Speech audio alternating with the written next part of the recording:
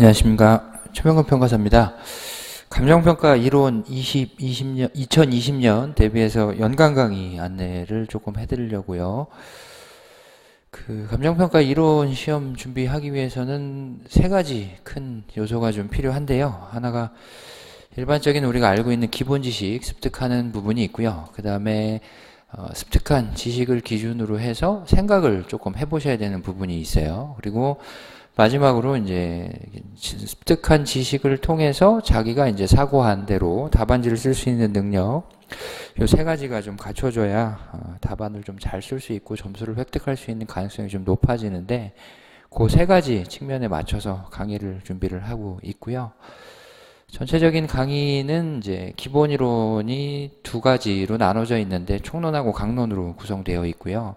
3월에서 5월 한 두 달 좀 넘는 기간 동안 해서 일반적인 이제 감정평가의 원리에 관한 부분을 학습을 하게 되고요. 그 다음에 습득한 원리를 기준으로 해서 감정평가의 어떤 구체적인 방식이라든지 그러한 방식이 적용되는 대상 물건별 평가라든지 목적별 평가에 관해서 학습을 하는 시기가 6월에서 8월 사이가 될 거고요. 그 다음에 이제 기본 강의가 끝나게 되면 지금까지 나와 있었던 모든 회차의 과거의 기출문제를 분석하는 좀 과정이 필요해요. 그래서 8월부터 8월까지 이제 기본 강의가 종료된 다음에 두 달 정도 남는 시간 동안 이제 혼자서 복습도 좀 하시고 답안도 좀 써보시고 한 다음에 세 번째로 이제 기출문제 분석을 10월부터 12월에 걸쳐서 강의를 하게 지금 계획이 되어 있고요. 그다음에 이제 제 강의 같은 경우는 종합반상에 아직 정확하게 잡혀져 있는 단과라든지 문제풀이 순환은 기출문제 분석 하나밖에 없어요. 그래서 실질적으로 이제 써보고 실전 연습을 하게 되는 과정도 좀 필요한데, 그거는 이제 저는 7월부터 6월까지 1년 내내 진행이 되고 있는 스터디를 통해서 관련된 내용을 좀 전달을 드리고 있어요. 이 스터디라는 것 자체는 실전 모의고사 형태로 좀 기억을 해주시면 좋을 것 같고요. 그 다음에 이제 강의를 진행을 하다 보면 연간에 걸쳐서 1년 동안에 이슈되는 것들이라든지 아니면은 수험생들의 어떤 이해도를 살펴봤을 때 조금 미진한 부분이라든지 조금 더 깊게 설명을 해야 될 부분들이 있는 경우가 자주 출몰을 해요. 그래서 그런 거 관련해서는 따로 시간을 잡아서 상시적으로 특강을 좀 준비하려고 지금 계획을 하고 있고요. 그래서 강의는 크게 세 가지고요. 강의 크게 세 가지에 맞춰서 문제를 연습하는 스터디도 진행이 된다, 이렇게 생각을 조금 해주시면 좋을 것 같아요.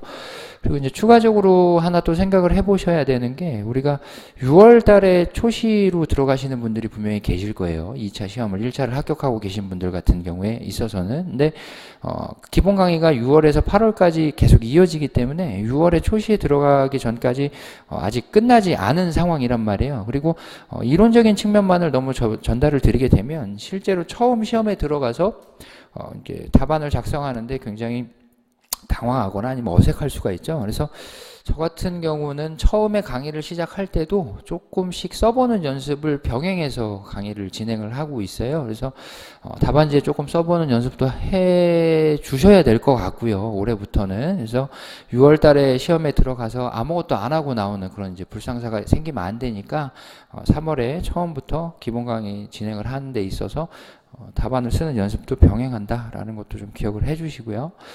그 다음에 이제 강의에 필요한 교재가 있는데요. 강의 이제 크게 세 가지 교재가 지금 준비를 해놨어요. 기본 교재로는 감정평가 이론 기본 강의라는 교재가 이게 이제 기본서로 쓰이게 될 거고요.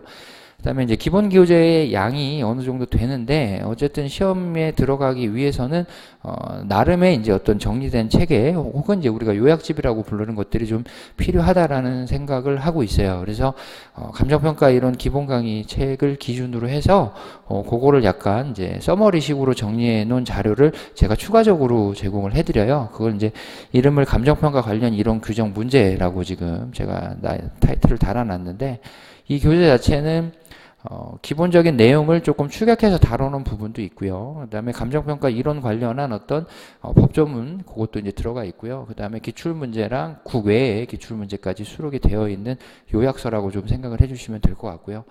지금 그리고 이제 마지막 교재 같은 경우는 감정평가 이론 기출문제 해설인데 2019년에 2019년 대비해서 나와 있는 교재인데 요것도 이제 한 다음 주나 다다음 주 정도 되면 개정이 돼서 한번 또 나와요. 그래서 총 저랑 같이 이제 공부를 하시는 분들의 경우에 있어서는 그 교재가 이렇게 총 3권 정도로 요약이 축약이 된다라고 이제 기억을 해주시면 좋을 것 같습니다.